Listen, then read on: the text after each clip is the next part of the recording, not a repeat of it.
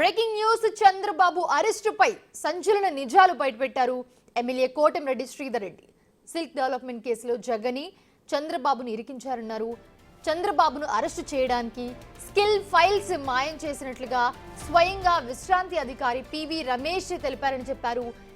Skill కేసులో అసలు అవినీతి జరగలేదని పివి రమేష్ వాంగ్మూలాన్ని తప్పుతో పట్టించారని శ్రీధర్ రెడ్డి హాట్ కామెంట్స్ చేశారు. దీనిపై విచారణ జరగాలన్నారు ఆయన.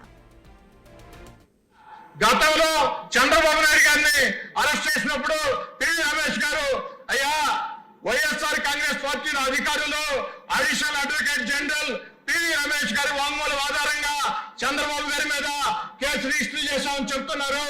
ఇది అవాస్తవం. స్కిల్ డెవలప్మెంట్ లో ఎలాంటి పొరపాట్లు జరగలేదు. కొన్ని లక్షల మందికి మేలు జరిగాయి. నా యొక్క స్టేట్మెంట్ ని ఫ్యాబ్రికేట్ చేస్తున్నారని అదే మాట రాత్రి కూడా చెప్పారు. అధ్యక్ష, ఒక సీనియర్ విశ్రాంత అధికారి కేసుని వాంగ్మూలాన్ని ఫ్యాబ్రికేట్ చేశారంటే, తప్పుదారి పట్టించారంటే ఇది ఒక మహా కుట్ర అధ్యక్ష. దీని మీద ప్రభుత్వం స్పందించాలా. మిమ్మల్ని కూడా అడుగుతున్నాను అధ్యక్ష నేను. ఎందుకంటే సభానాయకుడు ముఖ్యమంత్రి గారి మీద గౌరవ మర్యాదలకు సంబంధించి 53 రోజులు జైల్లో దుర్మార్గంగా పెట్టిన కుట్రకు సంబంధించి స్వయంగా విశ్రాంత ఐఏఎస్ అధికారి డీజీపీ గారికి లేఖ రాశారు. విశ్రాంత ఐఏఎస్ అధికారి దీని మీద విచారణ చేయమని డీజీపీ గారికి లేఖ రాస్తే ఆ లేఖ మీద డీజీపీ గారు స్పందించారా లేదా, స్పందించకుంటే ఎందుకు స్పందించలేదు, స్పందించి ఉంటే ఏం జరిగింది, దీని మీద తేల్చాలా.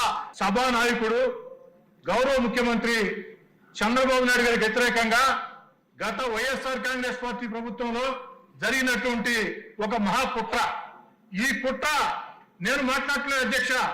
గత రాత్రి ఏబిఎన్ బిగ్ డిబేట్ లో వెంకటకృష్ణతో స్వయంగా సీనియర్ ఐఏఎస్ అధికారి విశ్రాంత ఐఏఎస్ అధికారి పివి రమేష్ గారు చాలా స్పష్టంగా చెప్పారు అధ్యక్ష. గత రాత్రి ఏబిఎన్ బిగ్ డిబేట్ లో వచ్చే అంశాలని ఈ రోజు ఆంధ్రజ్యోతిలో ప్రముఖంగా వచ్చాయి అధ్యక్ష.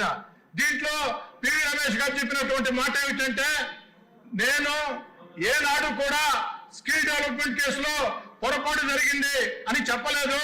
స్కిల్ డెవలప్మెంట్ కేసులో ఆ యొక్క చంద్రబాబు నాయుడు గారిని జైల్లో పెట్టేదానికి ఆనాటి ముఖ్యమంత్రి జగన్మోహన్ రెడ్డి గారు ఫైళ్లు మాయం చేశారు.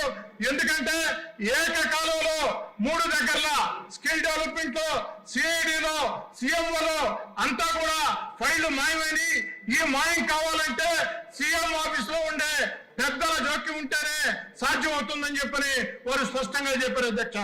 మరి ఈ రోజు చంద్రబాబు నాయుడు గారి మీద జరిగినటువంటి కుట్ర ఒక వ్యక్తి మీద జరిగిన కుట్ర కాదు అధ్యక్ష. ఒక హై ప్రొఫైల్ వ్యక్తి మీద ఇంత పెద్ద కుట్ర జరిగితే ఇక ప్రజల మీద ఇలాంటి కుట్రలు ప్రభుత్వ ప్రోద్బలంతో జరుగుతాయి. గత వైఎస్ఆర్ కాంగ్రెస్ పార్టీ లాంటి ప్రభుత్వాలు మళ్ళీ భవిష్యత్తులో అవకాశం ఇస్తే ఇలాంటి కుట్రలు జరుగుతాయి చాలా స్పష్టంగా చెప్పారు అధ్యక్ష.